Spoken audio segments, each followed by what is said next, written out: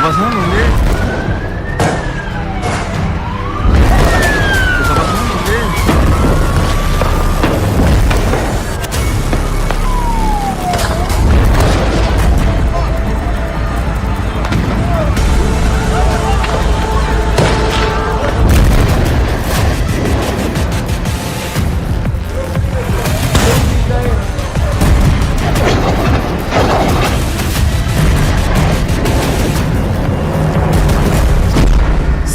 अक्टूबर आतंकी हमला, इजराइल ने 7 युद्ध से लिया बदला।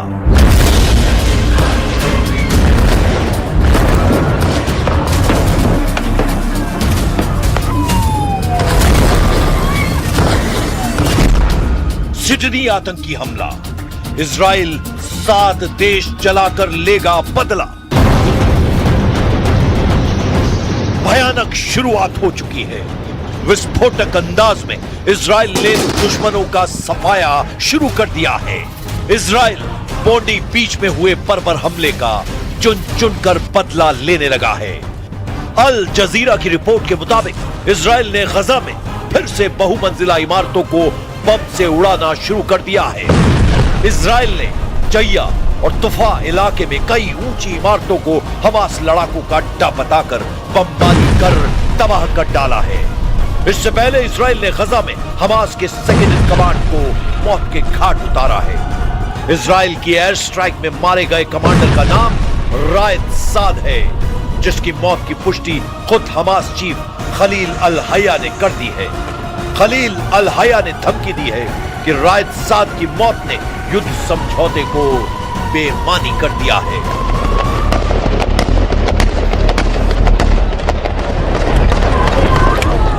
ظل هذه الظروف واستمرار الخروقات الإسرائيلية للاتفاق وإعاقة المساعدات ومواصلة التدمير والقتل والاغتيالات، والتي كان آخرها بالأمس باستهداف القائد المجاهد رائد سعد وإخوانه، وأمام هذا السلوك الصهيوني الذي يهدد بقاء الاتفاق صامدا،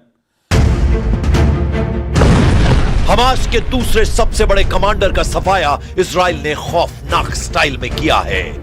गजा सिटी में दौड़ती गाड़ी में मौजूद रायद साद पर ड्रोन से बम बरसाया गया। बम धमाके से रायद साद की गाड़ी के पर खच्चे उड़ गए। बम विस्फोट इतना भयानक था कि गाड़ी में मौजूद सभी हमास लड़ाकों के चीथड़े उड़ गए।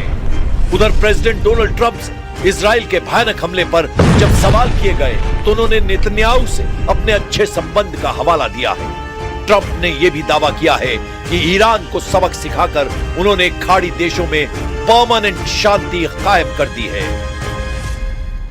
Now, Israel and I have gotten along very well. My relationship with Bibi Netanyahu has been obviously a very good one. Look, we took out Iran. We wiped out, with that plane right there, we wiped out the B-2 bomber, we wiped out the Iran nuclear threat, and because of that, we were able to make peace in the Middle East. No, we've had a very good relationship with Israel. We actually have a very good relationship with just about everybody in the Middle East. Israel ने रायद साद के सफाए का ऐलान 14 दिसंबर को उसी दिन किया जिस दिन सिडनी के बॉन्डी बीच पर यहूदियों का नरसंहार हुआ। इजराइल डिफेंस फोर्स के मुताबिक रायद साद हमास की अल कासिम ब्रिगेड का टॉप कमांडर था। रायद साद हमास के हथियार बनाने वाले नेटवर्क का चीफ था। 7 अक्टूबर 2023 में इजराइल पर हुए हमलों की साजिश बनाने वालों में रायद साद शामिल था। अल कासिम ब्रिगेड के टॉप कमांडर को इजराइल लंबे वक्त से रडार पर रखे हुए था। गजा सिटी में जैसे ही उसकी रियल टाइम लोकेशन की पुष्टि हुई, उसे ड्रोन की मौत दे दी गई। इजराइल ने रायद साद का सफाया 2 इजरायली सैनिकों का बदला लेने के लिए किया था, लेकिन नेतन्याहू को अंदाजा नहीं था कि हमास कमांडर के सफाए की खुशखबरी के फौरन बाद उन्हें सिडनी से सदमा देने वाले टेरर अटैक की खबर मिलेगी। मगर अब इजराइल ने अपने सभी दुश्मनों की हिट लिस्ट तैयार कर ली है। नेतन्याहू ने 7 देशों में बारी बारी इंतकाम लेने के सिग्नल दे दिए हैं। इजराइल ने इस्लामिक स्टेट आतंकियों के जितने भी गढ़ हैं उन्हें बर्बाद करने की धमकी दे डाली है। जिन देशों में अब भी अबू बकर अल बगदादी के बारूदी लड़ाके एक्टिव हैं, उन्हें नक्शे पर देख लीजिए। इजराइल के पड़ोसी देश सीरिया में आईएसआईएस आतंकियों के अड्डे हैं। इजराइल के दुश्मन देश लेबनान में आईएसआईएस खुरासान लड़ाकों के ठिकाने हैं। इजराइल के कट्टर दुश्मन ईरान में भी आईएसआईएस आतंकियों के नाम बदलकर होने की पुष्टि हो चुकी है। यमन में इस्लामिक स्टेट आतंकियों ने अल कायदा के साथ मिलकर टेरर लैंड बना रखा है। इजराइल विरोधी इराक आईएसआईएस आतंकियों का अब भी गढ़ कहा जाता है। लीबिया भी इजराइल के दुश्मन आईएसआईएस आतंकियों की पनाहगाह बना हुआ है। इसके बाद आईएसआईएस आतंकियों के नए कुख्यात अड्डे पाकिस्तान में पाए जाते हैं। तो वहीं सिडनी पुलिस के मुताबिक सिडनी के गुनहगार फिलीपींस के दावो शहर गए थे। दावो फिलीपींस की सबसे बड़ी मुस्लिम आबादी यहां पर रहती है, इसलिए ये इस्लामी उग्रवादी और विद्रोही संगठन का पूरा गढ़ माना जाता है। आतंकवादियों की गाड़ी से इस्लामिक स्टेट के 2 झंडे बरामद हुए थे, जिससे उनके आईएसआईएस से जुड़े होने का अनुमान लगाया जा रहा है।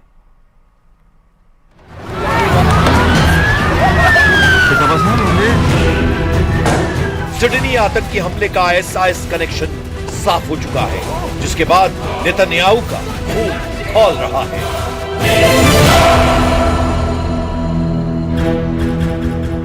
אנחנו עומדים היום במערכה מול אנטישמיות עולמית, והדרך היחידה להילחם בה זה להוקיע אותה ולהילחם בה. אין דרך אחרת. זה מה שאנחנו עושים במדינת ישראל. पीएम नेतन्याहू के साथ प्रेसिडेंट डोनाल्ड ट्रंप ने आईएसआईएस पर बड़े एक्शन का मूड बना लिया है, क्योंकि आईएसआईएस आतंकियों ने ही सीरिया के पलमायरा में अमेरिकी सैनिकों पर हमला किया है। टेरर ग्रुप ने 14 दिसंबर हमास के दूसरे सबसे बड़े कमांडर का सफाया इजराइल ने खौफनाक स्टाइल में किया है। गजा सिटी में दौड़ती गाड़ी में मौजूद रायत 7 पर ड्रोन से बम बरसाया गया। बम धमाके से रायत 7 की गाड़ी के पर खच्चे उड़ गए। बम विस्फोट इतना भयानक था कि गाड़ी में मौजूद सभी हमास लड़ाकों के चीथड़े उड़ गए। उधर प्रेसिडेंट डोनाल्ड ट्रंप से इजराइल के भयानक हमले पर जब सवाल किए गए तो उन्होंने नेतन्याहू से अपने अच्छे संबंध का हवाला दिया है। ट्रंप ने यह भी दावा किया है कि ईरान को सबक सिखाकर उन्होंने खाड़ी देशों में परमानेंट शांति कायम कर दी है। Now, Israel and I have gotten along very well. My relationship with Bibi Netanyahu has been obviously a very good one. Look, we took out Iran. We wiped out with that plane right there. We wiped out the B-2 bomber. We wiped out the Iran nuclear threat, and because of that, we were able to make peace in the Middle East. Now, we've had a very good relationship with Israel. We actually have a very good relationship with just about everybody in the Middle East. Israel ने रायत 7 के सफाई का ऐलान 14 दिसंबर को उसी दिन किया जिस दिन सिडनी के बॉन्डी बीच पर यहूदियों का नरसंहार हुआ। इजराइल डिफेंस फोर्स के मुताबिक रायत 7 हमास की अल कासिम ब्रिगेड का टॉप कमांडर था। रायत 7 हमास के हथियार बनाने वाले नेटवर्क का चीफ था। 7 अक्टूबर 2023 में इजराइल पर हुए हमलों की साजिश बनाने वालों में रायत 7 शामिल था। अल कासिम ब्रिगेड के टॉप कमांडर को इजराइल लंबे वक्त से रडार पर रखे हुए था। गजा सिटी में जैसे ही उसकी रियल टाइम लोकेशन की पुष्टि हुई, उसे ड्रोन की मौत दे दी गई। इजराइल ने रायत 7 का सफाया 2 इजरायली सैनिकों का बदला लेने के लिए किया था, लेकिन नेतन्याहू को अंदाजा नहीं था कि हमास कमांडर के सफाई की खुशखबरी के फौरन बाद उन्हें सिडनी से सदमा देने वाले टेरर अटैक की खबर मिलेगी। मगर अब इजराइल ने अपने सभी दुश्मनों की हिट लिस्ट तैयार कर ली है। नेतन्याहू ने 7 देशों में बारी बारी इंतकाम लेने के सिग्नल दे दिए हैं। इजराइल ने इस्लामिक स्टेट आतंकियों के जितने भी गढ़ हैं, उन्हें बर्बाद करने की धमकी दे डाली है। जिन देशों में अब भी अबू बकर अल बगदादी के बारूदी लड़ाके एक्टिव हैं, उन्हें नक्शे पर देख लीजिए। इजराइल के पड़ोसी देश सीरिया में आईएसआईएस आतंकियों के अड्डे हैं। इजराइल के दुश्मन देश लेबनान में आईएसआईएस खुरासान लड़ाकों के ठिकाने हैं। इजराइल के कट्टर दुश्मन ईरान में भी आईएसआईएस आतंकियों के नाम बदलकर होने की पुष्टि हो चुकी है। यमन में इस्लामिक स्टेट आतंकियों ने अल कायदा के साथ मिलकर टेरर लैंड बना रखा है। इजराइल विरोधी इराक आईएसआईएस आतंकियों का अब भी गढ़ कहा जाता है। लीबिया भी इजराइल के दुश्मन आईएसआईएस आतंकियों की पनाहगाह बना हुआ है। इसके बाद आईएसआईएस आतंकियों के नए कुख्यात अड्डे पाकिस्तान में पाए जाते हैं। तो वहीं सिडनी पुलिस के मुताबिक सिडनी के गुनहगार फिलीपींस के दावो शहर गए थे। दावो फिलीपींस की सबसे बड़ी मुस्लिम आबादी यहां पर रहती है, इसलिए ये इस्लामिक उग्रवादी और विद्रोही संगठन का पूरा गढ़ माना जाता है। आतंकवादियों की गाड़ी से इस्लामिक स्टेट के 2 झंडे बरामद हुए थे, जिससे उनके आईएसआईएस से जुड़े होने का अनुमान लगाया जा रहा है।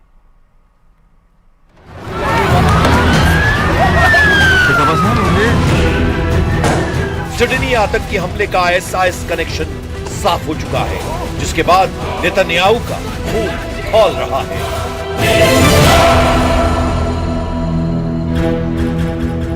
אנחנו עומדים היום במערכה מול אנטישמיות עולמית, והדרך היחידה להילחם בה זה להוקיע אותה ולהילחם בה. אין דרך אחרת. זה מה שאנחנו עושים במדינת ישראל. पीएम नेतन्याहू के साथ प्रेसिडेंट डोनाल्ड ट्रंप ने आईएसआईएस पर बड़े एक्शन का मूड बना लिया है, क्योंकि आईएसआईएस आतंकियों ने ही सीरिया के पलमायरा में अमेरिकी सैनिकों पर हमला किया है। टेरर ग्रुप ने 14 दिसंबर